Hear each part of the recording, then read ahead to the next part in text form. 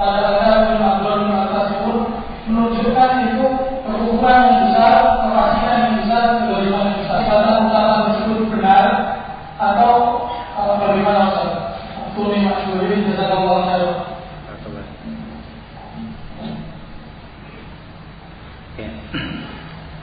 Bismillahirrahmanirrahim.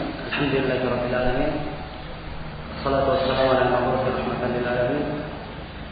Nabiyina Muhammad wa ala alihi wa sahbihi wa man tabi'ahum bi ihsan ila yaumil din, amma ba'd. Pertama saya bermohon kepada Allah Subhanahu wa taala semoga kita semua dianugerahkan ilmu yang bermanfaat dan dijadikan sebagai orang-orang yang bermanfaat dengan ilmu tersebut.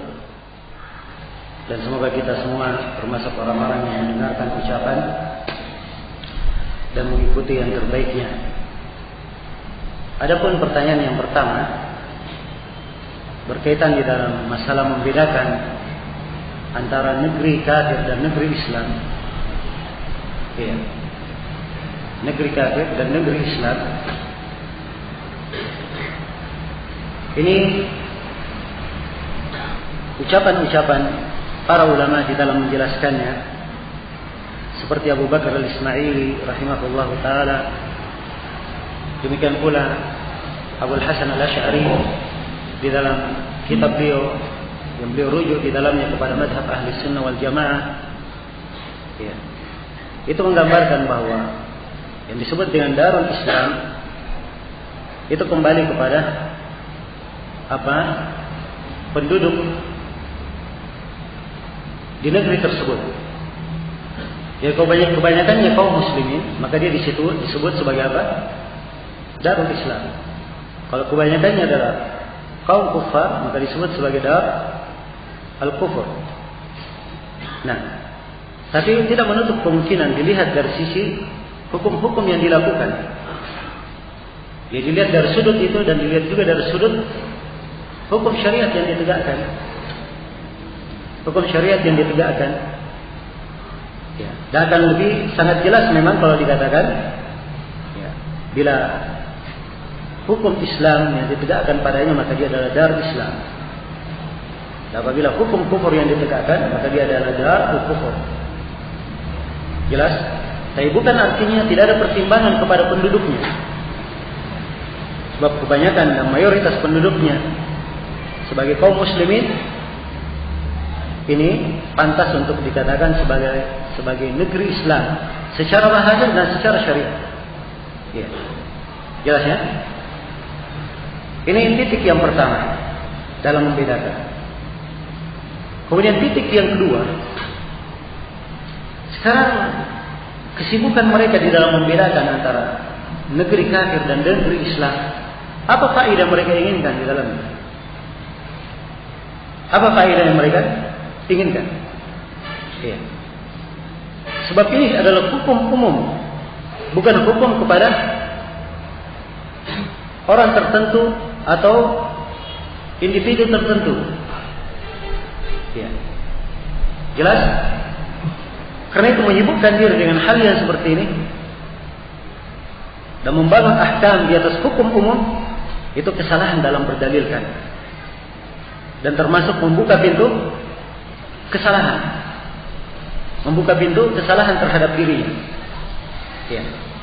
Sebab dari kaidah umum yang menyebabkan sejumlah manusia jatuh di dalam kesalahan, dia mengambil ayat-ayat umum, ya, diambil ayat-ayat umum, dia letakkan pada kondisi-kondisi khusus. Padahal pengumuman dari ayat itu belum tentu ya, ada pada kondisi khusus yang disebutkan. Jelas sampai sini? Maka itu mungkin dua penekanan yang ingin saya tekankan berkaitan dengan masalah pembagian dar. Ya, dari sisi perbedaannya, kemudian dari sisi faedah membahasnya. Faedah di dalam membahasnya. Ya. Kemudian juga dimaklumi bahwa dari prinsip Ahli Sunnah wal Jamaah, ya,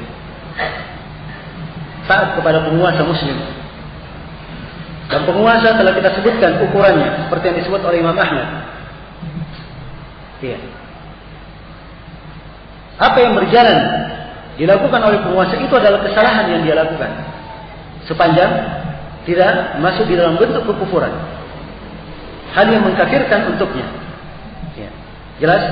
Jadi keberadaan seorang penguasa misalnya di negerinya berlaku hukum selain hukum Islam dan penguasanya seorang Muslim, ya. Hukum yang berlaku di negeri ini belum tentu dikaitkan dengan penguasanya. Sebab ia mungkin saja tidak setuju dengan hukum tersebut, tapi tidak bisa merubahnya, sebab terkondisi, dan ia tidak mampu untuk merubahnya. Jelas? Iya. Maka ini pertimbangan-pertimbangan yang hendaknya diperhatikan. Tapi masalah yang sangat besar, tatkala ahkam yang seperti ini, kalimat-kalimat syar'i yang seperti ini, itu digunakan dan diarahkan kepada makna pengkafiran secara khusus. Ini letak kesalahan di dalam pendalilan. Baik, ini untuk pertanyaan yang pertama. Adapun pertanyaan yang kedua,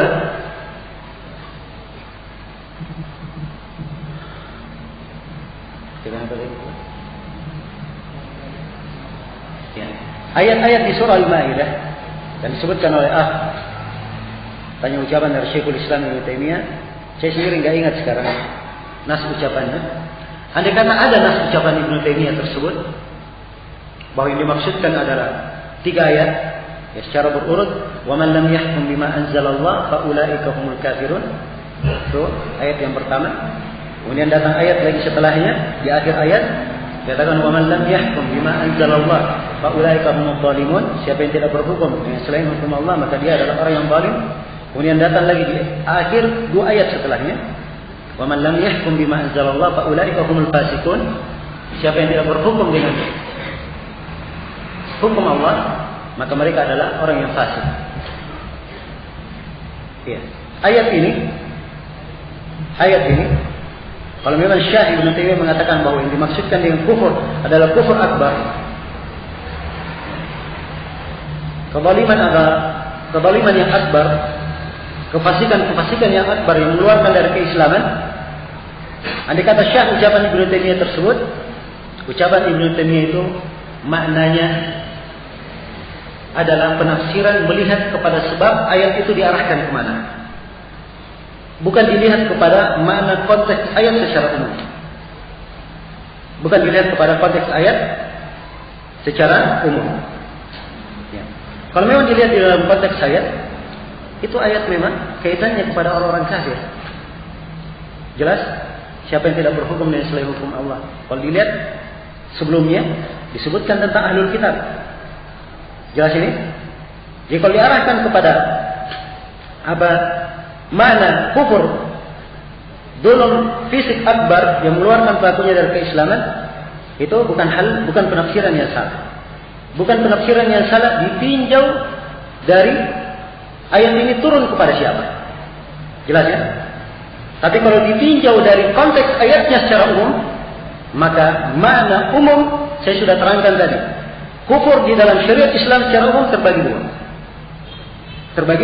dua. Ada kufur akbar dan ada kufur asghar. Zulm di dalam Islam ada 2. Ada zulmun akbar, ada zulm asghar. Fiskun dalam Islam ada 2. Ada fisik akbar, ada fisik asghar. Ini hukum umum. Hukum umum ini tidak bisa dikhususkan dengan melihat kepada sebab turunnya ayat. Dan ini salah dalam berdalilkan. Salah di dalam pendalilan. Karena itu para ulama ahli tafsir dan ahli usul fikih menyebutkan kaidah al-ibrah bi umumil lafzi la bi khususis sababi. Yang menjadi ukuran adalah keumuman lafaz.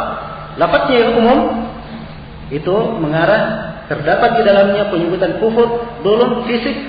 Keumuman lafaz mencakup dua-duanya. Jelas? Yang besar dan yang kecil, yang mengeluarkan dari keislaman dan tidak mengeluarkan. Kekhususan sabab itu tidak bisa mengkhususkan makna ayat. Tidak bisa mengkhususkan makna ayat. Maka di sini tidak ada pendalilan. Tidak ada pendalilan. Jelas sampai sini? Ya. Anggaplah misalnya kalian tidak mau terima ini. Ya. Kalian tidak mau menerimanya. Sudah. Mana ayat? Ya. Siapa yang tidak berhukum dengan selain hukum Allah, dia kafir, keluar dari Islam. Ya. Siapa yang tidak berhukum dengan selain hukum Allah, maknanya zalim, keluar dari Islam. Siapa yang tidak berhukum dengan selain hukum Allah, maknanya fisik akbar, keluar dari Islam. Anggaplah itu makna ayat. Itu makna ayat, tetapi di dalam nas-nas yang lain dijelaskan kufur terbagi dua. Mau dikemanakan nas-nas yang lain? Ya. Ada tambahan tidak terdapat pada ayat? Tidak boleh dia memakai ayat membuat nas yang lain. Ini namanya membuat sebagian agama mengambil sebagian agama. Jelas ya?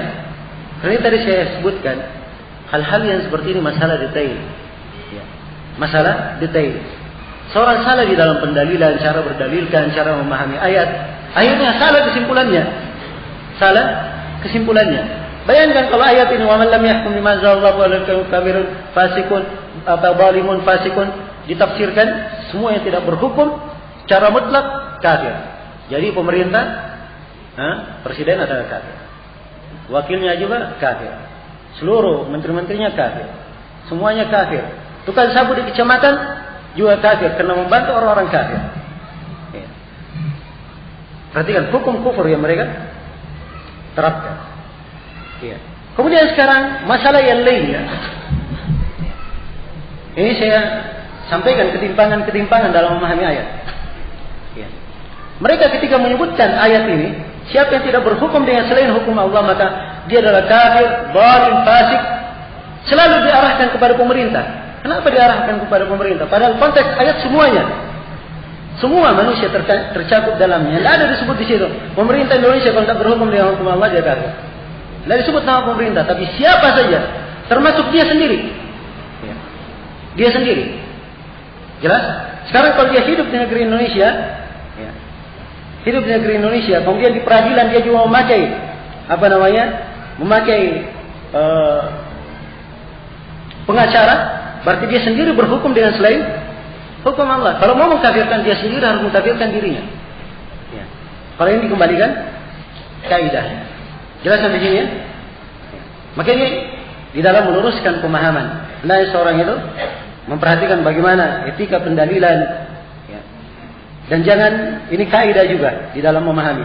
Orang-orang yang memakai nas ucapan para ulama, ya, seperti Ibnu Taimiyah dan lainnya, ya, mereka pakai di dalam membenarkan sesuatu. Walaupun ulama kita tidak ada yang maksum, tidak ada lepas dari dosa, siapapun dia, tidak dilepas dari kesalahan maksud saya, siapapun dia, pasti ada kesalahannya. Ucapan alim itu, ya, kalau masih bisa diarahkan kepada arah yang benar, diarahkan kepada arah yang benar. Ya, diarahkan kepada arah yang benar. Sebab itu yang cocok sesuai dengan keilmuannya dan sesuai dengan penjelasannya di tempat-tempat yang lain. Jelas sampai sini? Ya. Dan ini hal-hal yang seperti ini, perkara detail yang seperti ini tidak semua orang bisa paham. Tidak semua orang bisa memahaminya. Ya.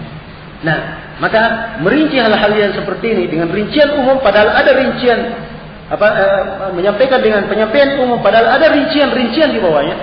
Ini termasuk menyebarkan kesamaran di tengah umat. Iya. Dan ini adalah perbuatan yang sama sekali tidak terpuji. Ya, wallahu taala. Baik.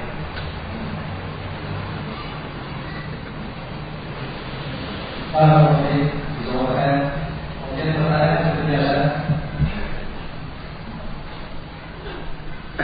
tentang hadis al-imam sunnah tidak boleh berjihad kecuali dilarangnya. Apakah yang dimaksud imam di sini adalah bukan amirul mukminin atau al-imam al-umma? Kemudian yang kedua, siapakah Sayyid bin Zuhri? Kalau sampai di media menghubung-hubungkan dengan Syekh Mubin. Oke.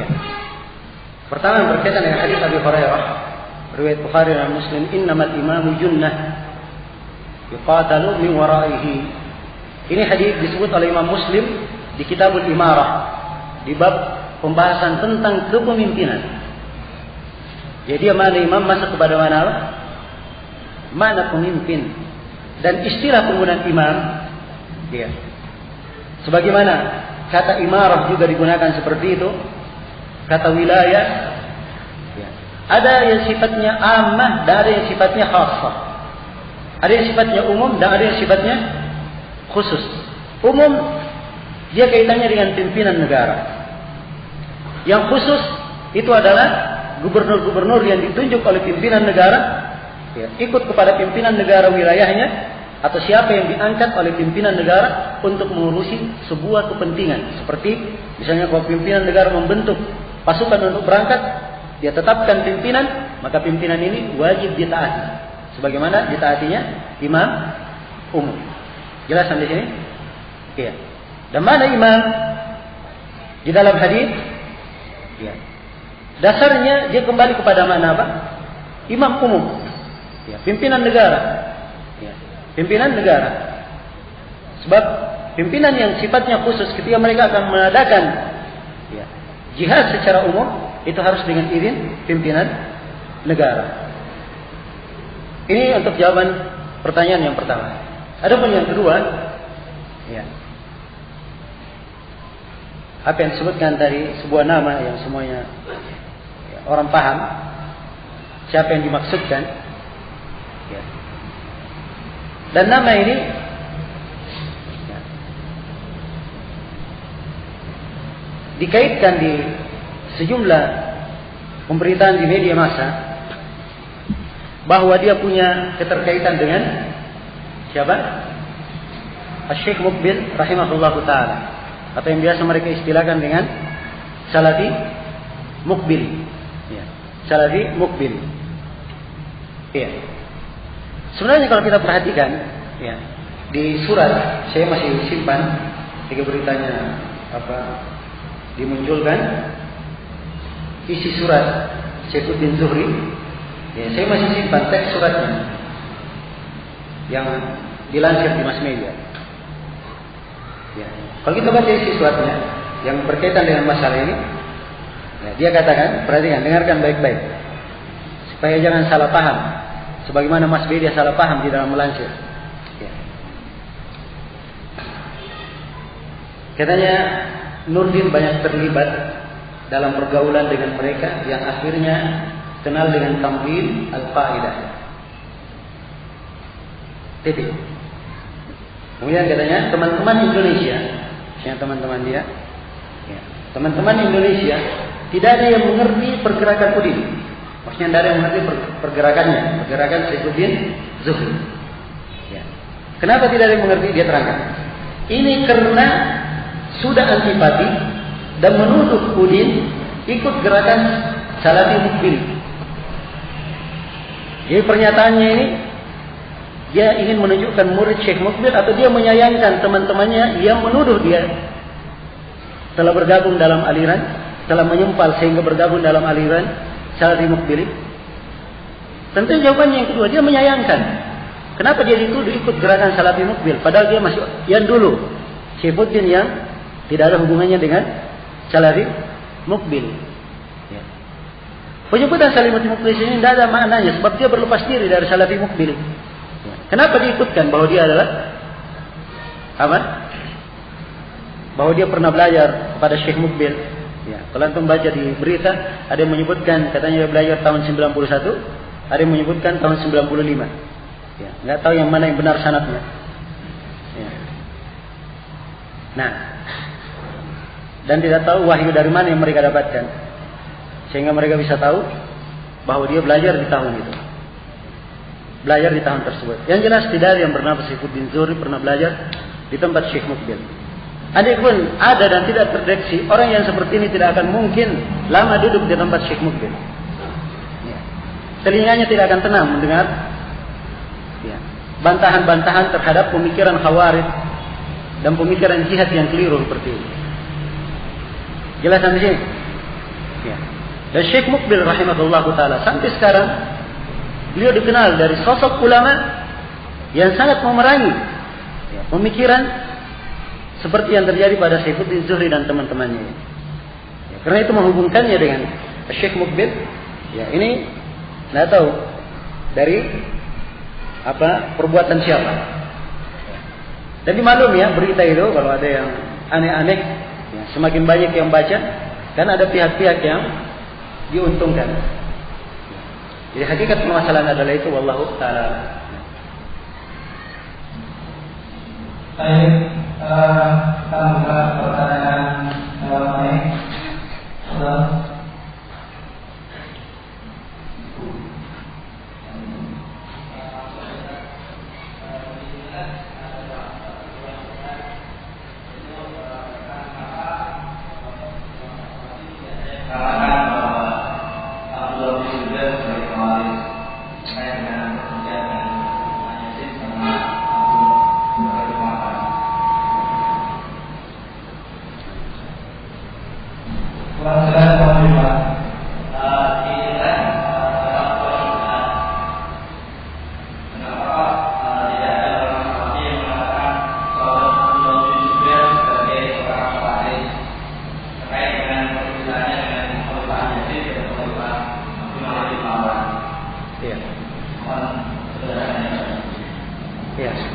Terima kasih atas pertanyaannya, tapi saya minta maaf, itu bukan Abdullah bin Jubair, Sa'id bin Jubair. Sa'id bin Jubair. Ya, Sa'id bin Jubair ini rahimahullahu taala ini dari imam Islam yang terkenal, murid Ibnu Abbas yang senior. Dan dalam periwayatan ilmu tafsir tidak ada yang tidak kenal Sa'id bin Jubair rahimahullah. Pada saat terjadi fitnah di Basrah, yang waktu itu ada sebagian orang yang menampilkan bahwa ia membela kebenaran, ingin mengangkat suara yang benar. Ya. Maka sejumlah dari ulama ada yang mengambil bentuk zahirnya, sehingga mereka mendukung hal tersebut untuk melakukan pemberontakan kepada Hajjaj bin Yusuf. Iya. Secara khusus, walaupun Hajjaj juga adalah gubernur waktu itu. Jelas? Nah, tapi harus diketahui bahwa apa yang terjadi pada sebagian a'immatus salaf, dan itu adalah kesalahan dari ijtihad mereka, tidak diragukan bahwa Sa'id bin Jubair salah di situ. Sebagaimana sebagian ulama yang lainnya juga salah. Sampai di masa itu karena sangatnya fitnah yang terjadi, dikatakan oleh sebagian tabi'in, tidak ada yang selamat dari fitnah itu kecuali 2 orang saja di Basrah. Al-Hasan al-Basri dan Abdullah bin Shikhir. Cuma 2 orang saja yang selamat dalam fitnah tersebut. Adapun Al-Hasan al-Basri, beliau orang yang sangat keras memperingatkan tidak bolehnya. Adapun Abdullah bin Shikhir, beliau orang yang sangat bijaksana di dalam berfikir. Dan beliau mengatakan di antara kalimat bijaksananya yang beliau ucapkan pada hari itu, ya, Alhamdulillahilladzi minal ilmi al-jahlu bighairihi. Dia berkata segala puji hanya untuk Allah. Yang dari ilmu tentang Allah adalah kita jahil terhadap selain Allah. Ya. Maksudnya apa saja tidak mendekatkan kepada Allah, kita tidak perlu tahu. Kita jahil saja terhadapnya. Ini mauqif beliau untuk melepaskan diri dan manusia dari fitnah. Tapi bisa tergambar dari sini bahwa keadaan dan kejadian, ya, dan penggambaran, ya, sehingga banyak dari alim ulama yang ikut di dalamnya. Ini menunjukkan bahwa, ya, betul-betul perkaranya ada kesamaran yang sangat besar. Jelas sampai sini? Itu pun para a'imah yang datang setelah mereka semuanya menyatakan bahwa apa yang terjadi itu adalah kesalahan ijtihad dari imam-imam tersebut. Jelas sampai sini? Ini satu titik. Titik yang lain, dari kisah ini dan dari kisah kejadian perselisihan antara Abdullah bin Zubair radhiyallahu taala anhu dan Abdul Malik bin Marwan, ya, atau Marwan bin Abdul Malik, sebagian orang menisbatkan bahwa melakukan kudeta terhadap penguasa itu dulunya adalah madhab sebagian as-salaf. Coba bayangkan, dia katakan apa? Madhab apa? Sebagian as-salaf. Ada sebagian salaf membolehkan, tapi setelah itu mereka rujuk dan mereka apa? Sepakat. Tidak boleh. Ya, mereka sepakat. Dan ini ada dari nukilan Al-Hafidz Ibnu Hajar juga. Beliau mengucapkan itu. Mereka banyak menukilnya dari Ibnu Hajar. Ya. Dan ini telah dicermati oleh para ulama kita. Karena itu, para imam kita di masa ini menyalahkan nukilan Al-Hafidz Ibnu Hajar bahwa itu tidak detail. Ya. Para sahabat semuanya sepakat tidak boleh ada kudeta terhadap penguasa. Kejadian yang terjadi pada Abdullah bin Zubair itu bukan kudeta. Sebab Abdullah bin Zubair syah sebagai penguasa. Dan Marwan juga penguasa di daerahnya masing-masing. Di daerahnya masing-masing. Maka Abdullah bin Zubair bukan menggulingkan, dia digulingkan. Ya. Yang tidak boleh berhujjah dengan Abdullah bin Zubair sahabat. Jelas sampai sini? Karena itu ijma' bahwa as-salaf mengharamkan melakukan kudeta ini adalah kesepakatan yang tidak terbatalkan oleh apapun. Apapun yang terjadi pada Said bin Jubair dan selainnya, itu adalah bentuk ijtihad. Mereka tidak membolehkan khuruj terhadap pemerintah, tapi mereka disalahpahamkan keadaan yang terjadi. Disangka adalah hal yang baik, ternyata itu adalah bentuk apa? Bentuk fitnah yang akibatnya merata pada waktu itu tertimpa dengan fitnah tersebut. Tapi bukan perbuatan mereka, bukan bentuk melakukan kudeta terhadap penguasa. Jelas ya? Ya. Ini berkaitan dengan masalah Said bin Jubair wallahu ta'ala a'lam.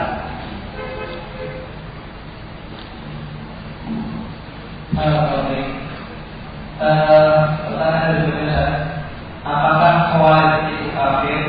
Pertanyaan di belakang. Kemudian yang kedua, Ustaz, ada yang mengatakan bahwa dakwah salafi adalah pemahaman yang memang dibentuk untuk pengembangan manusia. Benar kenyataan ini. Coba yang kedua. Yang kedua tadi.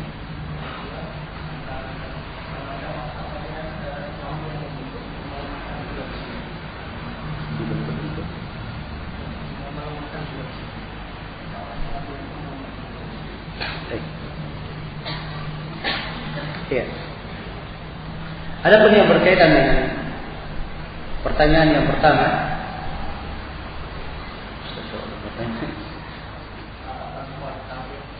Ya, tentang Khawarij, apakah dia kafir atau tidak?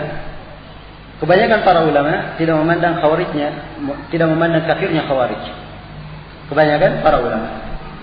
Ya, mereka berdalilkan dengan ucapan Ali bin Abi Thalib radhiyallahu taala anhu, di mana beliau berkata, "Ikhwanuna alladziina baghaw 'alaina." Saudara-saudara kami yang melampaui batas terhadap kami. Jelas? Iya. Dan sebagian para ulama memandang kafirnya Khawarij. Memandang kafirnya Khawarij. Sebab hadits Nabi ya, keluar dari agama. Dalam sebagian riwayat, la ya'uduna ilaihi abada, tidak kembali lagi pada dalamnya selama-lamanya. Ya, dan ini dikuatkan oleh sebagian para ulama, dan di masa ini Syekh bin Baz rahimahullahu taala menguatkan pendapat ini. Menguatkan pendapat ini tentang kafirnya kaum Khawarij. Jadi itu dua pendapat di dalam masalah menyikapi kaum Khawarij. Ini tentang hukum kafir atau tidaknya. Kalau tentang masalah memerangi Khawarij, ya memeranginya adalah hal yang disepakati oleh para ulama. Apabila hal itu ditegakkan oleh penguasa. Ditegakkan oleh siapa? Penguasa. Sebagaimana jihad ditegakkan oleh penguasa, demikian pula menjatuhkan sanksi hukum seperti ini. Ya. Memerangi al-Bughah atau al-Khawarij, ini juga wewenangnya kepada penguasa. Jelas ya? Ya, pertanyaan yang kedua, apakah yang betul bahwa dakwah salafi itu melemahkan ghirah jihad? Ya. Melemahkan ghirah jihad? Jawabannya, jihad apa yang diinginkan? Kalau jihad yang salah, iya, bukan lagi melemahkan. Ya.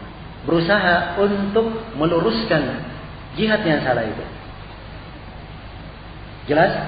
Tapi kalau jihad yang benar, tidak ada dari kalangan salafiyin yang melemahkan ghirah jihad.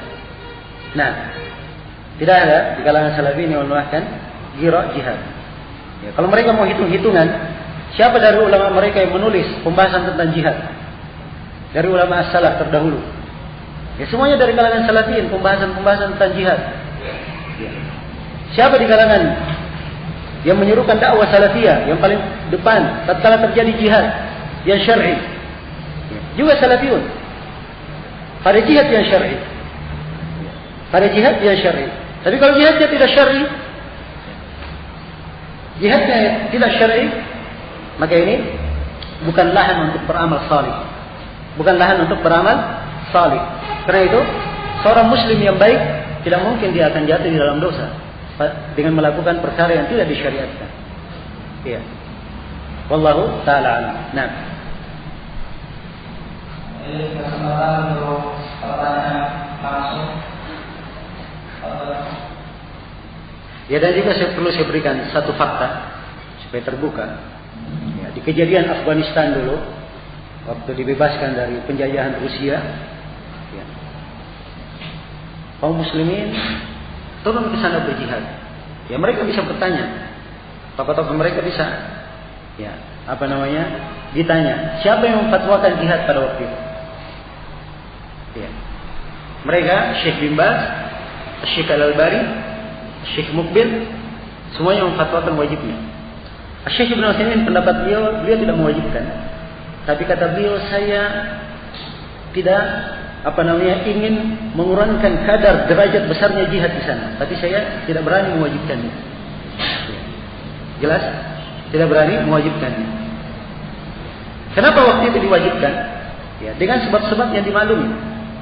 Sebab-sebab yang dimaklumi. Sebab jalan terbuka ya, bagi kaum muslimin siapa yang ingin masuk di dalamnya, dan pemerintah Saudi sendiri mendukung hal tersebut. Ya. Dan banyak pemerintahan mendukung. Karena itu masuk di dalam sederhana sekali, gampang. Ya. Adalah hal yang mudah. Ya. Dan jangan dikira bahwa masyayikh kami yang ada sekarang ini tidak ada yang pernah ke Afghanistan waktu itu di masa jihad. Ya. Ada orang-orang yang saya tunjukkan, cuma mereka orang-orang yang tidak ingin diketahui. Tatkala berbuat amalan. Nah, ya Allah Ta'ala. Saya bertanya, apakah perlawanan saudara kita di Palestina terhadap bangsa dan Indonesia? Yang kedua, mohon dijelaskan Ustaz subhat tentang bahwa Salafi menolak demokrasi, namun mengapa menerima penguasa yang tidak sebenarnya?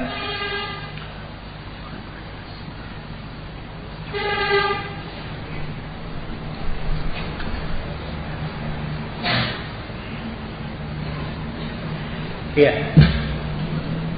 Adapun yang pertama, perlawanan saudara kita di Palestina terhadap orang Israel, apakah jihad? Ya, tidak diragukan. Dan tidak ada yang berbeda pendapat bahwa saudara-saudara kita di Palestina ketika diserang oleh orang-orang kafir dan mereka membela diri, itu adalah jihad fi sabilillah. Jihad apa namanya? Jihad mudafa'ah, dan telah kita terangkan. Ini tidak ada yang meragukannya. Ya, tidak ada yang meragukannya. Nah, kalau ingin hitung-hitungan, mereka sering menggembar-gemborkan, mengirim bantuan ke sana. Mungkin bantuan Salafiyin lebih banyak ke sana. Cuma mereka orang nggak senang terlalu banyak bicara, ya, menampilkan sesuatu. Ya, sebab ada sebagian manusia ketika terjadi bencana menimpa kaum muslimin, ada penindasan, ayo kita buka posko jihad. Ya, buka posko jihad. Sudah berkumpul orang-orang mau berangkat. Ya, ternyata hanya fiktif saja. Hanya mencari pesona. Ya. Dan ini terbukti berulang kali. Ya. Karena itulah di dalam masalah yang seperti ini, ya, seorang jangan berjelek sangka. Jangan berjelek sangka. Ya. Dan ketika terjadi sejumlah agresi ke Israel, ya, bahkan keluar fatwa resmi dari Lajnah Daimah untuk mengarahkan segala bantuan, ya, kepada saudara-saudara kita kaum muslimin di Palestina. Fatwanya ada, ya, fatwanya ada.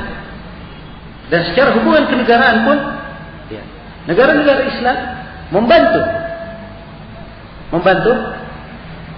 saudara-saudara kita di Palestina. Jelas sampai sini. Ini berkaitan dengan keberadaan mereka sebagai kaum muslimin di sebuah negara diserang oleh orang kafir. Maka mereka ketika membela dirinya, itu adalah jihad bagi mereka. Orang yang di luar negara mereka, orang yang selain orang Palestina, kita yang berada di Indonesia, mereka yang berada di Malaysia, mereka yang berada di negeri yang lain misalnya, di luar wilayah Palestina, apakah mereka wajib juga berjihad? Ya, kalau mereka datang, ini mereka dalam lingkup wilayah, di bawah pimpinan seorang pemimpin, maka harus ada izin dari siapa? Pimpinan negara. Jelas sampai sini? Itu saja yang menjadi masalah. Andai kata pimpinan negara mengizinkan, ya, untuk melakukan bantuan kepada saudara kita di sana secara fisik, ya, tidak diragukan pasti Salafiyin akan ada yang ke sana. Sebagaimana orang-orang yang menuduh salah ini, ya, sudah membuktikannya pada tahun-tahun yang telah lalu. Ya. Dan mereka tahu jawabannya. Ya. Cuman ya itulah, memandang dengan pandangan yang semuanya serba gelap, ya. Bagaikan orang yang pakai kacamata Ray-Ban, pakai kacamata Ray-Ban, semua yang dia lihat di depannya hitam, tidak ada yang putih, tidak ada yang putih. Ya, Wallahu musta'an.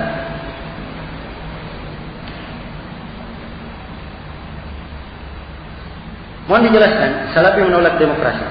Namun mengapa menerima penguasa yang dihasilkan? Ya. Demokrasi itu adalah cara. Ya. Adalah cara. Sedangkan penguasa yang berkuasa itu adalah penguasa dan dia masuk dalam status penguasa dalam sisi hukum syar'i. Ya. Sebuah cara kalau dia cara yang melanggar di dalam syariat Islam, ya, kita tidak mengikutinya. Tidak mengikutinya. Tapi sepanjang pimpinan telah syah sebagai pimpinan negara, maka dia wajib didengarkan dan ditaati. Karena itu para ulama menyebutkan bahwa seorang pimpinan negara syah sebagai pimpinan negara dan wajib didengar dan ditaati dengan salah satu dari 3 perkara. Yang pertama, dia dipilih oleh ahlul hal wal aqd. Ya, orang-orang yang memegang wewenang di negeri itu. Dari tokoh-tokohnya dan ulamanya yang terpandang. Apabila mereka menentukan pemimpin, maka itulah yang dianggap sebagai pemimpin. Kaum muslimin yang lainnya ikut kepada mereka. Ikut kepada mereka. Ya, jelas? Ini dalilnya. Dalilnya adalah kepemimpinan Abu Bakar As-Siddiq radhiyallahu taala. Siapa yang mengangkat beliau sebagai pemimpin? Ya. Hanya para sahabat yang berkumpul di bawah Saqifah, di bawah pohon korma. Hanya para sahabat itu saja yang memilih Abu Bakar untuk menjadi khalifah. Seluruh kaum muslimin yang lainnya setelah itu ikut kepada kaum muslimin tersebut. Sebab di tengah kaum muslimin itu ada Umar, ada Utsman, ada Ali bin Abi Thalib, ada Ubaidah bin Jarrah, ada Sa'ad bin Abi Waqqas, tokoh-tokoh yang merupakan andalan umat. Satu saja berhak menjadi khalifah, seperti Abu Ubaidah misalnya. Kita ambil contoh yang agak jauh. Abu Ubaidah misalnya.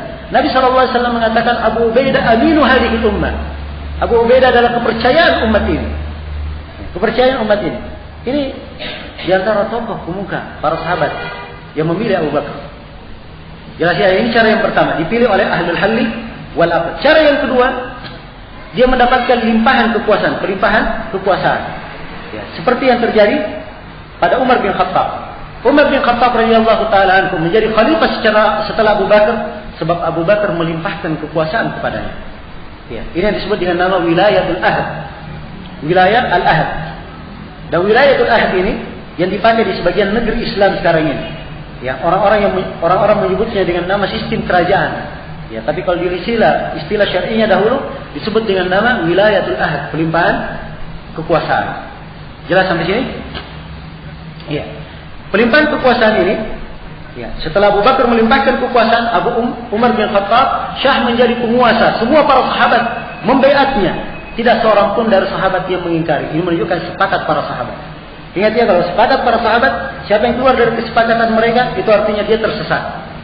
Sebab Allah berfirman dalam Al-Quran, وَمَنْ يُشَاكِكِ الرَّسُولَ مِنْ بَعْدِ مَا تَبَيَّنَ لَهُ الْهُدَى وَيَتَّبِعْ غَيْرَ سَبِيلِ الْمُؤْمِنِينَ نُوَلِّهِ مَا تَوَلَّى وَنُصْلِهِ جَهَنَّمَ وَسَاءَتْ مَصِيرًا.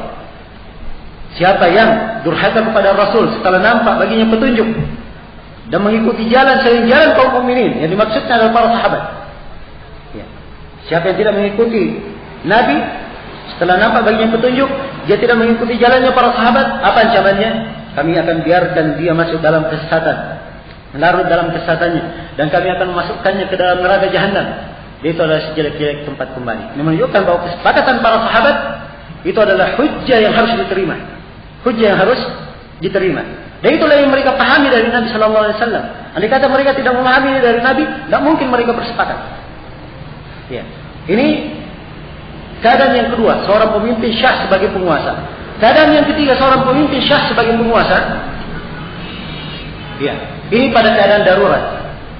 Apabila misalnya ada orang yang melakukan pemberontakan, ya, dia melakukan pemberontakan, melakukan jalan yang salah, ya, terjadi pemberontakan, kemudian dia berhasil memimpin, maka di kondisi darurat seperti ini, sepanjang dia sudah berhasil memimpin, maka harusnya dia syah sebagai pemimpin untuk menjaga jangan sampai terbuka pintu fitnah di tengah kaum muslimin dan menjaga darah kaum muslimin jangan sampai tertumpah karena ingin merebut kekuasaan. Jelas sampai sini? Ini cara yang ketiga, juga tidak ada silang pendapat di kalangan para sahabat. Dalilnya adalah kejadian Abdullah bin Zubair. Beliau ketika digulingkan oleh Marwan bin Abdul Malik setelah itu dibaiat oleh Abdullah bin Umar, Anas bin Malik dan sahabat-sahabat yang masih hidup waktu itu. Jelas? Ini menunjukkan bahwa ini adalah tiga hal yang syah dengannya seorang dikatakan sebagai seorang pemimpin. Dan tiga hal ini tidak ada silang pendapat di kalangan para ulama. Hampir seluruh buku-buku salaf yang berbicara tentang akidah menyebutkan tiga hal ini. Dan ini dari ciri ahli sunnah dalam menentukan penguasa. Maka sepanjang penguasa yang ada sekarang naik dengan cara yang salah, dia masuk dalam kategori yang ketiga. Sepanjang sudah menjadi penguasa, maka dia adalah penguasa kita. Kita wajib mendengar dan taat kepadanya. Jelas sampai sini? Ini rincian permasalahan untuk pertanyaan yang kedua. Wallahu ta'ala.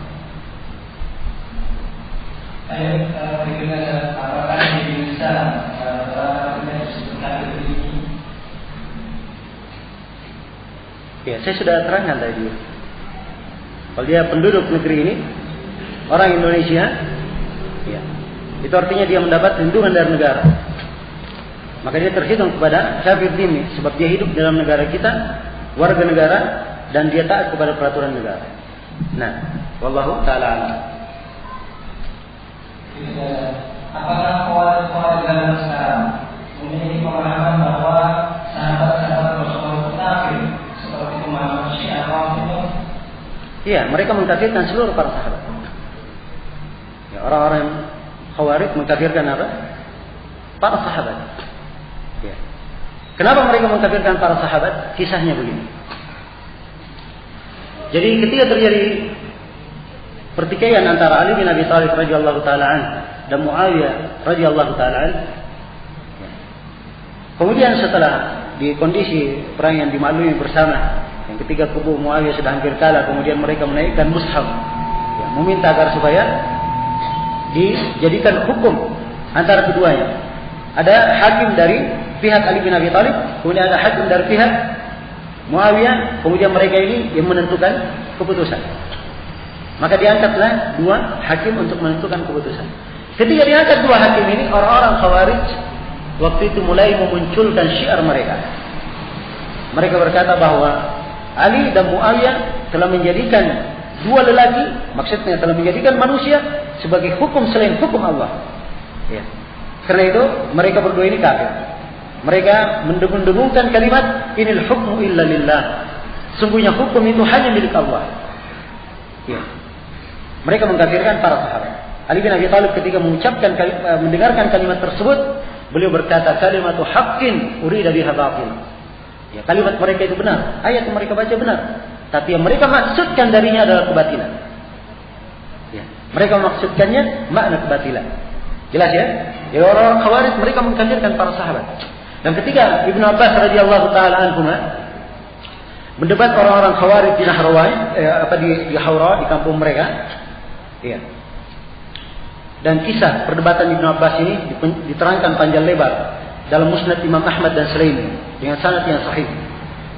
Ya, Ibnu Abbas masuk di tengah kaum Khawarij dan hal yang paling pertama beliau katakan, wahai kaum kalian ini, tidak ada seorang pun di antara kalian dari sahabat Rasulullah sallallahu alaihi wasallam. Ya. Tidak ada seorang pun di antara kalian dari sahabat Rasulullah SAW. Sebab di antara sifat Khawarij yang terus masih ada di masa ini, mereka tidak mau pernah dekat kepada ulama dan menganggap alim ulama. Karena itu tidak ada ulama di kalangan mereka. Yang ada hanya ahli ibadah, orang-orang yang semangat melakukan ibadah. Itu saja, semangat. Seperti yang dikatakan oleh Nabi, dia baca Al-Quran, tidak masuk ke dalam, tidak melewati tenggorokannya. Tidak melewati tenggorokannya. Wallahu ta'ala.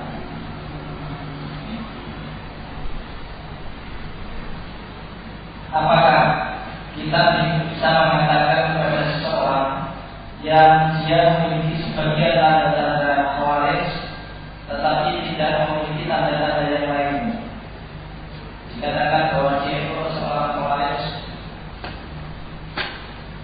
Khawarij itu penamaan untuk siapa yang bermanhaj dengan manhaj Khawarij, manhaj Khawarij dan membela manhaj tersebut. Ya. Kalau dia pada dirinya ada pemahaman Khawarij, maka boleh dikatakan dia adalah kharij sebagai Khawarij. Ya, boleh saja mengatakan hal tersebut dalam bentuk penjelasan hukum dan pemikiran terhadap orang tersebut. Ya, ini dalam pembahasan dari sisi ilmiahnya. Pembahasan dari sisi ilmiahnya. Dari masa ini kadang seseorang ketika mentasrih misalnya bahwa si fulan dia pemikirannya begini, ya. Itu kadang diperlukan di sebagian tempat. Dan di sebagian tempat yang lain tidak perlu dia sebut nama bahwa si fulan begini. Dia cukup menghindar darinya. Cukup menghindar darinya. Ya, jelas ya? Tapi secara umum menjelaskan bahwa mereka orang-orang yang bersifat dengan sifat tersebut, yang memiliki kaidah-kaidah dasar atau dasar-dasar pemikiran kaum Khawarij, boleh dikatakan bahwa dia adalah khariji. Seorang yang menganut pemahaman Khawarij. Ya, wallahu ta'ala. Assalamualaikum. Apa pendalilan mereka orang yang mati dengan bom bunuh diri itu adalah mati syahid? Kalau mau bahas pendalilan mereka, banyak dari mereka. Ya. Imam Samudra menyebutkan 6 atau 5 dalil. Semuanya kita sudah bantah dari beberapa sisi. Ya. Kemudian yang perlu saya ingatkan di sini kepada ikhwah. Ya. Seorang yang sudah mengetahui al-haq, dia pegang al-haq tersebut dengan baik, dia gigit sekuat mungkin. Itu yang disabdakan oleh Nabi SAW. Fa'alaikum bisunnati wa sunnatul khulafa'ir rasyidin min ba'di. Gigitlah sunnahku. Hendaknya kalian berpegang dengan sunnahku dan sunnah khulafa'ir rasyidin setelah. Abdu alaika bin nawajid, gigitlah dengan gigi rahang kalian. Tatkala dia mengenal al-haq. Adapun mengenal syubhat ahlul batil, pendalilan-pendalilan ahlul batil, bagaimana cara membantahnya? Ini tidak semua orang layak mengetahuinya. Sepanjang dia belum pernah dengar, ya, dia memuji Allah, alhamdulillah. Dia belum pernah mendengar hal yang bisa membuat hatinya itu berdebu. Ya, dia memuji Allah. Tapi kalau dia dengar syubhat, maka di antara etikanya dia jangan ceritakan kepada temannya, sebab dikhawatirkan bisa menjangkiti, penyakit itu menjangkiti orang lain. Dan dia harusnya bertanya kepada ahli ilmu, bertanya kepada ahli ulama, bagaimana mengobati syubhat tersebut. Jelas ya? Ya. Dan secara umum saya nasihatkan dengan sebuah nasihat. Ya, Ibnu Taimiyah menasihatkan Ibnu Al-Qayyim dengan nasihat tersebut. Ibnu Al-Qayyim rahimahullah berkata, kadang melekat di hati saya syubhat suatu kaum, maka saya memikirkan untuk membantahnya. Saya datang kepada Ibnu Taimiyah mempertanyakannya, dan beliau menjelaskan sisi-sisi bantahannya. Ya. Hingga suatu saat Ibnu Taimiyah berkata kepadanya, memberi nasihat. Ibnu Taimiyah berkata, jadikanlah hati kamu itu seperti kaca. Seperti kaca. Dihinggapi oleh debu, tapi debunya tidak masuk. Ya. Debunya tidak masuk. Kapan suatu hari dia bersihkan, kembali mengkilat kacanya. Jangan jadikan hati kamu itu seperti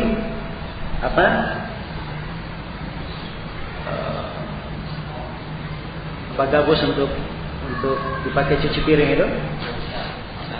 Ya, busa. Jangan jadikan sebagai gabus, busa. Ya. Tiap kali ada air yang masuk langsung diserap. Jangan jadikan hati seperti itu. Hati ini perlu dijaga. Ya. Jangan jadi bahan masuk padanya syubhat, ya, membuat penyakit dalam hatinya. Dia pikirkan, ya, antum tahu jangan di Sofwan. Jangan di Sofwan pernah berdebat dengan orang-orang Dahriyin yang mengingkari adanya Tuhan. 40 malam dia tidak sholat. Ya. Dia berpikir mau membantah syubhat mereka. Ya. 40 malam dia tidak sholat. Dan jangan terlalu berani masuk dalam bab masalah syubhat-syubhat. Ya. Banyak dari a'immah ahli hadis tergelincir itu dalam pemahaman, ya, dikarenakan apa? Bergampangan dari bab ini. Abdul Razzaq bin Hammam As-Sanani, semua orang kenal, ahli hadis yang paling banyak dikunjungi dalam sejarah biografi rawi. Abdul Razzaq bin Hammam As-Sanani, tahu banyak hadisnya. Beliau terpengaruh dengan pemikiran Syiah. Kenapa? Ya. Karena beliau mengambil dari seorang guru yang bernama Ja'far bin Sulaiman Ad-Dubai. Ja'far bin Sulaiman Ad-Dubai ini dibawa Abdul Razzaq dari sisi keilmuan. Ya. Tapi Abdul Razzaq berkata apa? A'jabani samtuhu. Ya. Wibawa orang ini membuat saya kagum. Karena kekagumannya ini akhirnya sebagian pemikirannya ikut. Ya. Maka dalam bab-bab yang seperti ini hendaknya seorang itu berhati-hati. Menjaga keselamatan hati itu adalah nikmat yang tidak bisa dinilai oleh apapun. Iya, tidak bisa dinilai oleh apapun. Kemudian seorang tatkala mempelajari agama, tuntunan-tuntunan agama itu jelas. Dalil Al-Quran dan hadis, Al-Quran dan hadis selesai. Ya. Ada pun syubhat yang berkata begini, bagaimana menjawabnya? Bagaimana menjawabnya itu belakangan. Ya. Belakangan. Kalaupun ada hal yang harus dia pertanyakan, ya, silakan dia pertanyakan. Ya.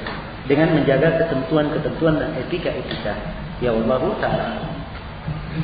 Ada yang mau langsung kepada ada Tuhan.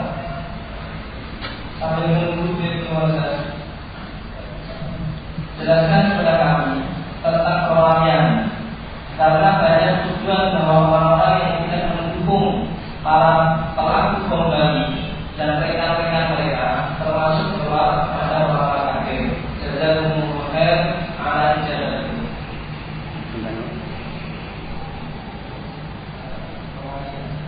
Perwalian.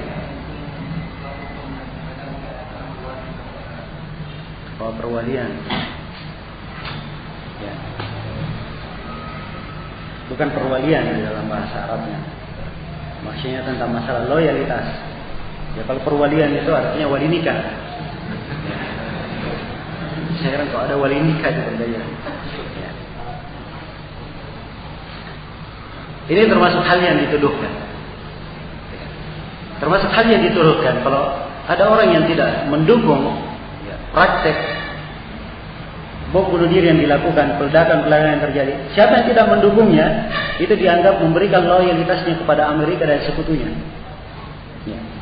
Sebab mereka ini benci kepada mujahidin yang melawan Amerika dan sekutunya, begitu bahasa umumnya yang mereka gunakan. Nah, ini ucapan yang tidak benar. Saya sudah tekankan, kita sudah menekankan bahwa tidak ada yang senang kepada kekufuran, tidak ada yang senang kepada orang-orang kafir dari arah kekufurannya dan kezaliman yang dilakukan terhadap kaum muslimin. Tidak ada yang senang. Tapi bukan artinya itu menyebabkan kita berbuat sesuatu yang tidak dituntunkan oleh syariat. Tidak boleh. Tidak boleh mengobati kemungkaran dengan kemungkaran. Itu adalah hal yang terlarang. Terlarang secara syariat. Ya.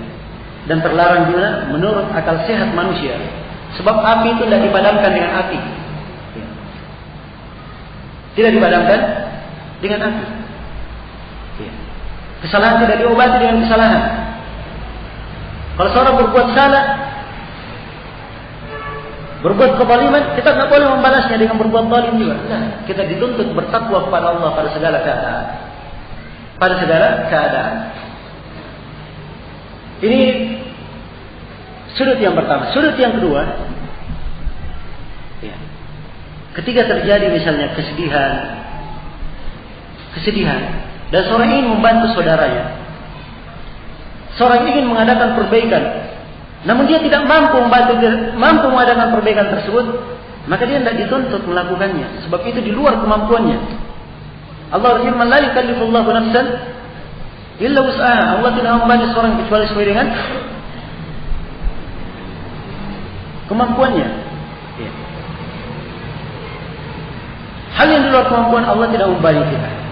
Dan ada cara lain kita beramal saleh dengannya dan disyariatkan, yaitu berdoa kepada Allah Subhanahu wa taala dan berdakwah di jalan Allah, mengingatkan manusia untuk kembali kepada agama.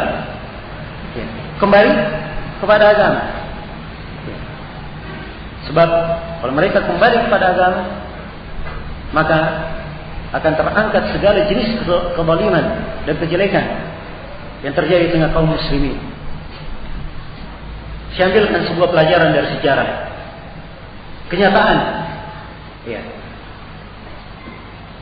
Ini kejadian, diterangkan kejadian ini, diterangkan pernyataan Anas bin Malik radhiyallahu taala anhu ini, dan akibatnya dimaklumi dalam sejarah.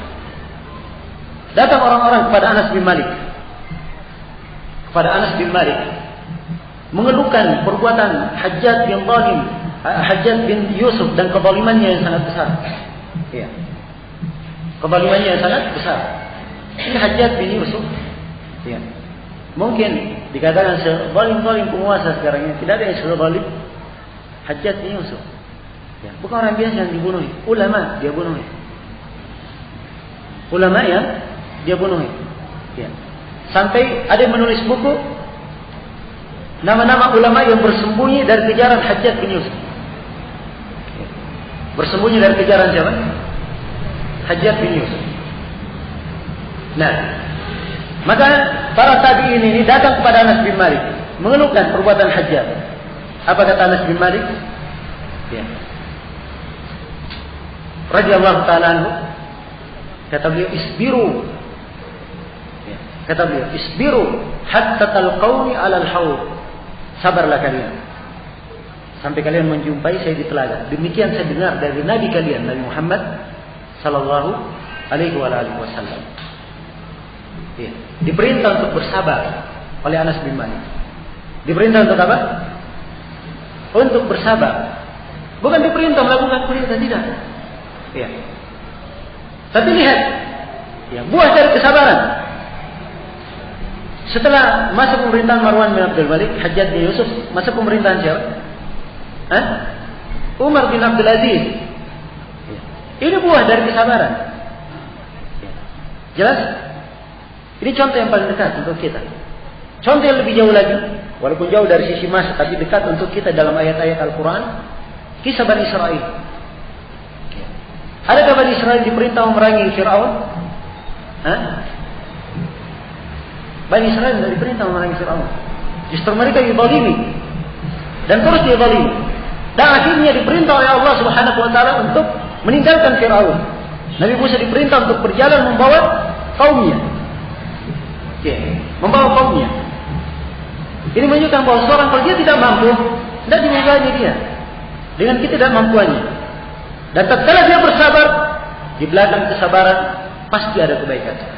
Karena itu, tatkala Fir'aun dibinasakan oleh Allah Subhanahu wa taala, ditenggelamkan, maka Allah terangkan, ya, bahwa bumi ini kami wariskan timur dan baratnya kepada kaum yang mereka dizalimi. Allah terangkan, wa tammat kalimatu rabbikal husna ala bani Israil. Dan telah sempurna kalimat Rabbmu yang maha indah ketetapan untuk Bani Israel. Dia mewarisi bumi. Fir'aun dibinasakan. Ya. Fir'aun dibinasakan, mereka menjadi pewaris bumi. Kenapa? Allah terangkan, bima sabaru, karena kesabaran mereka. Karena kesabaran mereka. Maka kata sabar ini di mana aplikasinya? Ya. Kenapa mereka tidak pernah bicarakan makna sabar di masa ini? Kenapa tidak bicarakan makna sabar? Dan ini menunjukkan ukuran fikih dalam agama. Karena itu kata Syekhul Islam Ibnu Taimiyah, di masa kaum muslimin lemah, ayat-ayat sabar yang disampaikan. Di masa kaum muslimin kuat, ayat-ayat tentang pedang disampaikan. Ya. Jelas? Dan ini termasuk fikih di dalam membina dan memperbaiki umat.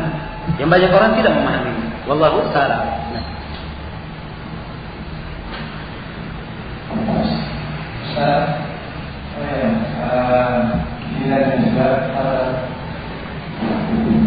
Assalamualaikum warahmatullahi wabarakatuh. Assalamualaikum warahmatullahi wabarakatuh. Langsung saja pada pertanyaan. Anda pernah dengar bahwa tentang kisah penguasaan kaum Khazzab pada kaum muslimin jika zamannya Ibnu Rahimahullah, bahwasanya saat itu kekuasaan jatuh pada kaum kafirin Khazzab, bahkan pula hukum Islam dalamnya sampai akhirnya karena menurut tarikh yang pernah ketahui juga bahwasanya barulah terjadi jihad yang juga dipimpin oleh seorang pemimpin kaum muslimin dari negara lain yang dimana melakukan perang terhadap kaum Khazzab akhirnya menggapai kemenangan. Yang menjadi pertanyaan, kalau mungkin saja dalam negara Indonesia dalam negara demokrasi, mungkin suatu saat nanti seperti bagaimana saya sebutkan bahwasanya walaupun bagaimanapun pemimpin yang ada dihasilkan oleh sistem apapun, bagaimana apabila dari sistem demokrasi tersebut muncullah satu pemimpin kafir yang dimana akhirnya menjadi pemimpin bangsa ini. Nah, kira-kira bagaimana solusi atau bangsa ketika kaum muslimin berkeyakinan seperti itu? Apakah sama seperti bagaimana yang telah ditimpa oleh Indonesia pada saat itu dan kaum muslimin bersama? Mungkin itu. Assalamualaikum warahmatullahi wabarakatuh. Assalamualaikum. Baik, terima kasih atas pertanyaannya. Yang pertama, ini kan kejadian belum terjadi. Ya. Kejadian belum terjadi. Dan para ulama salaf membenci untuk menjawab kejadian-kejadian yang belum terjadi. Bukan tidak ada jawabannya. Bukan tidak ada jawabannya. Tapi ada pertimbangan-pertimbangan syariat untuk tidak menjawab kejadian yang belum terjadi. Ya. Itu yang pertama. Ya. Kemudian yang kedua, kondisi kaum Tatar yang disebutkan itu berbeda dengan keadaan sekarang ini. Keadaan yang digambarkan tadi oleh saudara kita yang bertanya. Nah, berbeda. Kaum muslimin diduduki oleh kekuatan Tatar. Ada penguasa kaum muslimin, ada. Cuma diduduki oleh kedudukan oleh mereka, dikuasai oleh mereka. Jadi beda antara penggambaran antara dua keadaan. Itu mungkin yang saya bisa jelaskan. Wallahu ta'ala.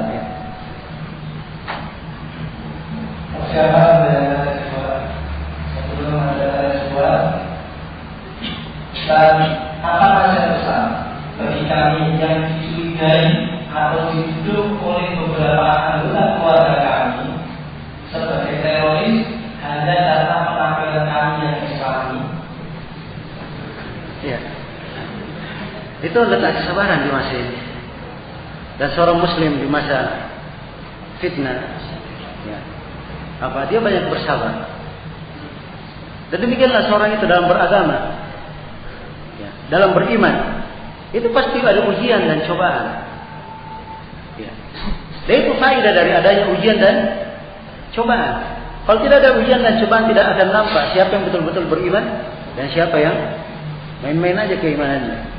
Ya. Allah Subhanahu wa taala telah mengingatkan hal ini dalam firman-Nya, "Ahasiban nasu ay yutraku ay yaqulu amanna wa hum la yuftanun wa laqad fatanna alladziina min qablihim fala ya'lamanna Allahu alladziina shadaqu wa la ya'lamanna Allahu al-kadhibin." Apakah manusia mengira bahwa dia akan dibiarkan begitu saja berucap kami beriman dan ia tidak diuji? Sungguh kami telah menguji orang-orang sebelum mereka, dan sungguh kami akan mengetahui siapa yang jujur di antara mereka dan siapa yang berdusta. Ya, siapa yang berdusta. Nah, dan juga di surah Al-Baqarah disebutkan bagaimana umat-umat sebelum kalian telah ditimpa oleh matsatkumul ba'sa wa dharra wa zulzilu. Ya, ditimpa oleh bahaya, mudarat, dan mereka telah digoncang. Sampai mereka berkata, kapan pertolongan Allah? Ya. Maka Allah firman, ala nasrullahi qarib. Ingatlah bahwa pertolongan Allah itu dekat. Pertolongan Allah dekat, jangan takut. Seorang yang bersabar di atas jalan. Dan Allah Subhanahu wa taala tidak pernah menyelisihi janjinya. Pertolongan itu apa? Dekat. Tapi yang jadi masalah, kita terlalu tergesa-gesa. Itu saja yang jadi masalah. Ya. Dan ini yang disampaikan oleh Rasulullah SAW dalam hadits Ibn Abbas yang diriwayatkan oleh Imam Al-Bukhari. Nabi SAW pernah berbaring di bawah bayangan Ka'bah, berbaring di atas sebuah bantal. Maka para sahabat datang mengadukan kepada Rasulullah SAW penderitaan yang mereka alami dari kaum musyrikin. Kata Nabi SAW, demi Allah, kata beliau, kalau ada umat-umat sebelum kalian diambilkan sisir-sisir besi, ditusukkan ke punggungnya sampai menembus sampai menyentuh tulangnya. Kemudian di antara mereka juga sebelum kalian ada yang diambilkan gergaji, diletakkan di ubun-ubunnya sampai membelah dua tubuhnya. Tapi bersama dengan itu tidak ada yang menghambat mereka dari agama mereka. Kemudian Nabi bersabda, wallahi la yutimmanna Allahu hadzal amr. Demi Allah, sungguh Allah akan menyempurnakan kenikmatan ini untuk kaum muslimin. Sampai seorang yang berkendaraan, disebutkan namanya dari Son'a kemana, dia akan berkendaraan dan dia tidak akan khawatir di dalam perjalanannya, penuh dengan keamanan. Tapi kata Nabi SAW, walakinnakum qaumun tasta'jilun. Akan tetapi kalian ini adalah satu kaum yang terlalu tergesa-gesa. Ya.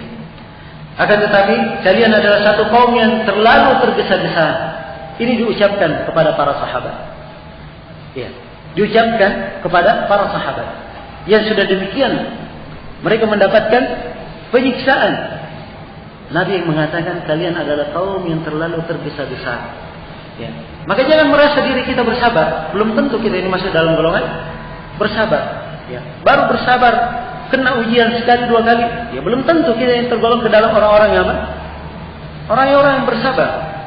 Ya. Sepanjang syariat memerintah kita untuk bersabar, tidak ada jalan lain. Itu yang kita tempuh. Dan insyaallah taala pertolongan Allah itu maha dekat. Ya, wallahu taala.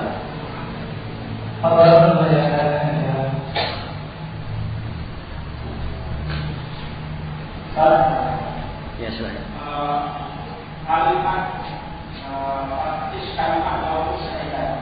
Jadi kalimat ini sampai ke tingkatan sahabat atau sampai ke tingkatan sahabat. Karena kalimat ini sering digunakan oleh orang-orang yang berpaham teori. Itu kalau dalam itu kalimat Allah saya. Kemudian yang kedua, hadis mengenai Rasulullah itu paling benar adalah itu hadisnya saya adalah. Apa hadisnya ulangi? Coba diulangi. Hadisnya Rasulullah itu paling di mana wanita. Iya. Baik. Karena ini juga orang-orang yang berpaham tidak mau mengangkat kalau yang sudah punya wali itu sebagai bagian dari pemerintah, tapi susah mereka. Ini banyak kasus yang terjadi. Iya, iya. Apa yang ditekankan itu? Yang kedua, tentang wali apa yang pemerintah wali apa yang dimaksudkan? Jika ya berkaitan dengan pernyataan mut syahidan atau ish sa'idan, ya. Atau saya nggak tahu apakah terbalik. Ya, ish sa'idan mut syahidan. Ya, kalimat yang bagus. Ya. Kalimat yang bagus. Ya. Nggak tahu siapa yang mengucapkannya, sanadnya kemana. Jelas itu adalah kalimat yang bagus. Hiduplah kamu berbahagia atau matilah kamu dengan mati apa? Mati syahid. Ya, semua orang ingin mati syahid. Ya kan? Siapa yang tidak ingin mati syahid? Ya. Siapa yang tidak ingin mati syahid? Semua orang ingin hidup bahagia. Siapa yang tidak ingin hidup bahagia? Tapi menjadi permasalahan di sini, mati syahid versi siapa? Ya. Bahagia versi siapa? Ukuran bahagia siapa? Jelas, sebab kata bahagia ini semua orang punya persepsi. Orang kafir ada mana bahagia? Bahagia menurut mereka bebas segala sesuatu itu bahagia. Jelas? Kaum muslimin tidak seperti itu bahagianya. Kebahagiaan kaum muslimin adalah dengan keimanan dan amalan saleh. Itu kebahagiaan mereka. Dengan keimanan dan amalan saleh. Mati syahid, ini persepsi siapa? Kalau mati syahidnya sesuai yang diinginkan dalam syariat, semua orang apa? Menginginkannya. Bahkan harusnya seorang muslim bercita-cita dirinya mendapatkan syahadah, mendapatkan kesyahidan. Sebab Nabi Shallallahu Alaihi Wasallam bersabda dalam hadits yang diriwayatkan oleh Imam Muslim, "Man talaba syahadatan bisidqin, ballaghahu Allah manazil asy-syuhada, walau mata ala firash." Siapa yang mencari kesyahidan dengan sungguh-sungguh, maka Allah akan mengantar dia ke kedudukan orang-orang yang mati syahid walaupun dia mati di atas tempat tidur. Jelas? Ini hadis menunjukkan kepada kita bahwa orang yang mati syahid mungkin karena peperangan dan mungkin juga ada yang sampai ke derajat mati syahid hanya karena meninggal di atas tempat tidurnya. Karena itu yang menjadi penentu adalah amalan. Ya, dan ukuran amalan tersebut dibangun di atas syariat. Adapun yang kedua, hadis as-sultanu waliyyu man la waliyalah. Ini hadis sahih. Dari hadis Aisyah radhiyallahu taala anha, ya, diriwayatkan oleh Imam Ahmad dan selainnya, dan mempunyai jalan-jalan yang sangat banyak, dan dia diragukan dia adalah hadis yang sahih. Ya, hadis ini adalah penjelasan tentang orang yang tidak punya wali. Asalnya di dalam nikah, ya, setiap orang yang menikah itu harus dengan wali. Sebab awal dari hadis yang dibacakan tadi, la nikah illa biwali wa syahidai adlin. Tidak ada nikah kecuali dengan wali dan dua saksi yang adil. Harus ada wali. Wali yang dimaksud bagi perempuan adalah kerabat perempuan itu, kerabat laki-laki dari perempuan tersebut. Dimulai dari ayahnya. Ya. Dimulai dari ayahnya. Kemudian apa? Pamannya, kakeknya, anaknya, saudara laki-lakinya, itu adalah wali-walinya. Ya, jelas itu yang menikahkan. Kalau memang tidak ada walinya, maka dinikahkan oleh siapa? Dinikahkan oleh penguasa. Sebab penguasa adalah wali orang yang tidak punya wali. Itu maksud dari hadis, wallahu taala. Nah, kalau misalkan masalah pembolehan untuk keluar, terutama beberapa uji, yang mana dengan pembolehan ini berarti tidak mendukung orang-orang yang memusuhi saudara kita di Palestina. ya. Masalah memboikot, ya, boikot. Kalau boikot ini seruannya untuk dirinya sendiri, dia memboikot produk dia, tidak mau beli ini, tidak mau beli itu, tidak mau beli itu hak dia. Silahkan boikot apa saja. Ya. Jelas? Haknya. Saya nggak mau beli produk Amerika, silahkan, itu hak Anda, tidak ada yang melarang. Ya.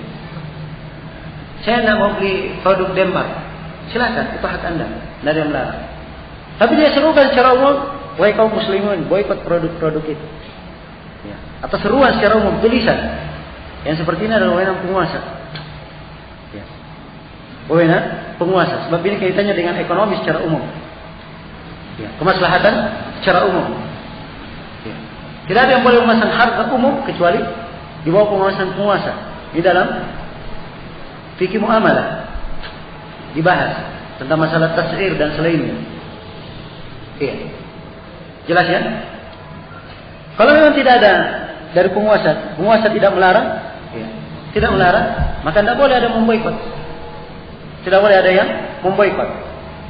Jelas sampai sini? Kemudian yang kedua, yang meneriak-neriakan boikot, ini membuat orang-orang kafir ini tertawa. Ya. Ya. Kasihan. Ya. Merasa gerah dengan kejadian-kejadian yang terjadi. Teriak-teriak sana sini. Ya. Kamu boikot, tidak membahayakan kami. Jelas sampai sini ya? Maka seruan boikot ini tidak boleh diserukan kecuali oleh penguasa. dia menyuruhkannya, sebab dia kaitannya dengan kemaslahatan umum. Kaitannya dengan kemaslahatan umum. Ya. Kemudian sisi yang lain, ya, sebagian orang yang meneriakkan boikot ini, ada produk-produk Amerika yang mereka tidak boikot. Mereka lakukan dan mereka tidak boikot. Ya. Gemar demonstrasi, ya. Gemar pawai sana sini, itu produk mana itu? Hah? Tidak dikenal itu secara kaum muslimin. Ada produk demonstrasi. Ya. Itu produk Amerika murni dan semisal dengannya. Ya. Kenapa dia tidak boikot? Ya. Berarti ini tidak jujur dalam seruan memboikotnya. Dan seruan memboikotnya. Ya, wallahu ta'ala. Nah.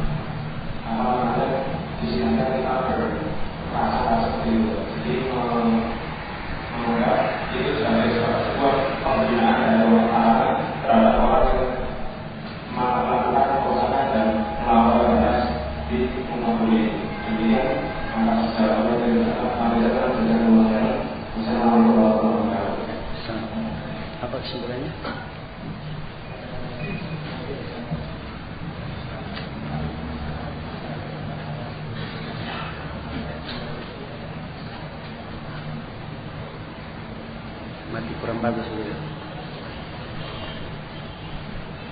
Yang pertama, orang yang mati itu tidak boleh dipastikan mati syahid.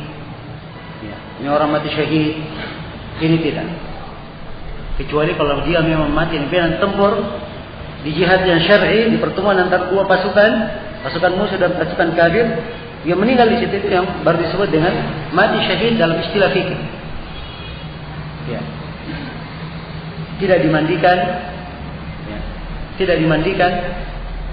ya, dan seterusnya dari pembahasan orang yang mati syahid. Jelas ya? Ya. Selain daripada itu, orang yang tidak mati dalam peperangan itu tidak dihitung, tidak disebut dengan nama mati syahid. Ya. Walaupun dia punya banyak jasa untuk kaum muslimin, misalnya ada ulama besar meninggal, dikatakan dia syahid misalnya, ini tidak boleh. Walaupun dia banyak jasa. Jelas ya? Ya. Tidak boleh memastikan syahadah kecuali siapa yang dipastikan oleh Rasulullah SAW, dipastikan oleh Allah dan Rasulnya. Kemudian yang kedua berkaitan dengan orang yang meninggal misalnya seperti jatuh mani apa gitu, terhitung mati jelek atau tidak? Itu belum tentu terhitung dalam mati jelek. Nah, ya. Seorang yang meninggal kadang ia bisa ditentukan atau bisa diterangkan di dalam syariat ini ciri mati yang baik. Ciri mati yang baik. Dan dimaklumi bagaimana ciri-ciri mati yang baik. Dan kadang dikatakan dia matinya adalah mati jelek karena mungkin mati dalam melakukan maksiat dan seterusnya. Tapi kalau dia mati dalam Islam belum tentu. Itu adalah hal yang dikatakan bahwa itu adalah ciri yang jelek. Wallahu ta'ala. Mohon dijelaskan apakah membunuh diri yang ada di Irak dan Palestina ini jihad karena secara ada peperangan. Saya sudah terangkan tadi. Ya, sudah diterangkan tadi ya tentang masalah membunuh diri. Nah, bagaimana menurut Ustaz tentang buku salam Salafi salah kaprah. Saya sudah terangkan tadi. Salafi salah kaprah. Yang salah kaprah itu penulisnya dan penerjemahnya dan penerbitnya. Ya. Dan orang yang melakukan bedah buku itu. Sekiranya itulah yang salah kaprah sebenarnya. Ya, kalau ingin insaf, jujur, ya, dan transparan, terbuka, menerima al-haq, nah seperti itu. Ya, seorang melakukan apa? Menerjemah. Itu dari sisi amanah ilmiah, tidak amanah ilmiah. Seorang menerjemah seperti itu. Judul penulisnya tidak seperti itu. Judul penulisnya Im'anun Nazar fi Kashfi Syubhat, fi Kashfi Syubhati Murji'atil Aql. Kalau diterjemah bahasa Indonesia, apa namanya? Mendetailkan pandangan ya, di dalam menyingkap syubhat kaum murji'ah masa kini. Saya nggak tahu si penerbit atau si penerjemah menambah di depannya salah kaprah salafi tanda petik. Ya. Salafi tanda petik. Ya. Nah, bagus juga dia kasih tanda petik. Ya. Sebab salafi yang hakiki tidak seperti itu. Ya. Salafi yang hakiki tidak seperti itu. Nah, jelas ya? Dan itu biasa, tuduhan seperti itu biasa. Ya, memberikan tuduhan, memberikan ini. Ya bahasanya membuka syubhat. Syubhat yang pertama dalam penafsiran Ibnu Abbas, ya, tentang ini, tentang tafsir ayat. Ya bahas dari sisi sanad misalnya dari sisi ini. Ya, dari mana dia belajar ilmu sanad? Abu Muhammad Al-Maqdisi. Ya. Dari mana dia belajar ilmu sanad? Pemahaman yang benar saja dia tidak punya pemahaman yang benar. Sehingga bisa diterima ucapannya di dalam membahas aqwal a'immah seperti itu. Jelas ya? Iya.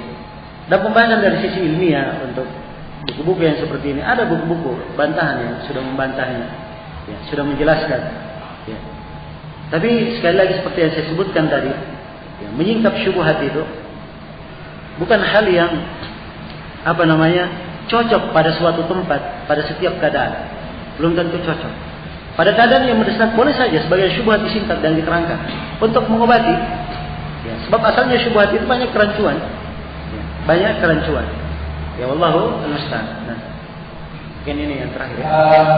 Sebelum terakhir, jadi beberapa permasalahan dan syubhat dari bab 1 sampai bab 5 yang mengandung banyak hal sudah dikupas banyak dengan penjelasan ilmiah dan mudah dipahami. Ada di buku yang berjudul Melayang Kemuliaan Melalui Jihad. Sekarang ada di luar atau di antum yang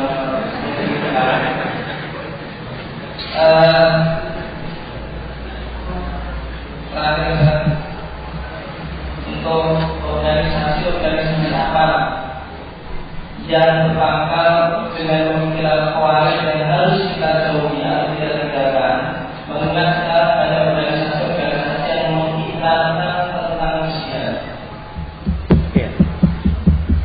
Ya berbicara tentang organisasi, nama itu terlalu banyak. Ya kita sudah terangkan ciri-ciri. Apapun namanya, kalau ciri nampak, maka nama tidak diperlukan. Nama tidak diperlukan. Maka saya kira pertanyaan ini tidak terlalu penting untuk dijelaskan. Semua orang memahaminya. Kemudian di sisi lain, ya, maksud kita menyampaikan adalah maksud yang baik. Ya, apa yang disampaikan pada hari ini murni ajakan, seruan dari seorang Muslim yang menghendaki kebaikan untuk saudaranya yang lain, dan dia kembali kepada jalan yang hak, jalan yang benar. Ya. Maka kadang dengan sebagian ikhwan memunculkan apa nama organisasinya, ini kadang memicu untuk apa? Membuat sebagian kadang yang sudah menerima dan mendengarkan ceramah pada hari ini kadang menjadi tidak simpati dengan hal-hal yang seperti itu. Ya. Jelas? Karena itulah ikhwani fillah, seorang itu mengikhlaskan amalan hanya untuk Allah, dan dia ketika membahas sesuatu, menjelaskan sesuatu, ya, hendaknya dia tampakkan sebagaimana ciri umum dalam agama. mengajak manusia kepada kebaikan. Dan ciri umum dari dakwah adalah menyelamatkan manusia supaya dia terbebas dari api neraka dan terbebas dari kesesatan. Itu maksud yang diinginkan. Itu maksud yang diinginkan. Maka prioritaskan mana kalimat mengajak, menjelaskan. Ya. Sekarang sifat-sifat terlalu mengarah di dalam mengkritik yang sifatnya dibahasakan oleh sebagian orang dengan kata menghujat, menuding, ya, dan lain sebagainya. Walaupun ya, saya sering jelaskan bahwa itu adalah penerjemahan yang salah. Maka seruan dan ajakan itu berbaiki. Cara menyuruhnya, cara mengajaknya, sehingga maksud dari penyampaian yaitu dakwah di jalan Allah, mengajak manusia kepada kebaikan bisa tercapai dengan izin Allah Subhanahu wa taala. Ini mungkin yang bisa saya sampaikan berkaitan dengan pembahasan masalah terorisme ini.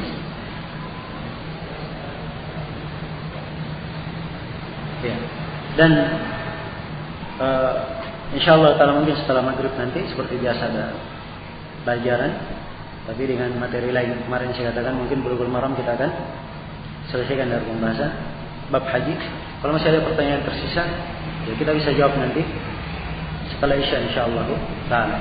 Ya wallahu taala alam. Subhanakallahumma wa bihamdik, asyhadu an la ilaha illa anta, astaghfiruka wa atubu ilaik. Walhamdulillahirabbil alamin. Wassalamualaikum warahmatullahi wabarakatuh.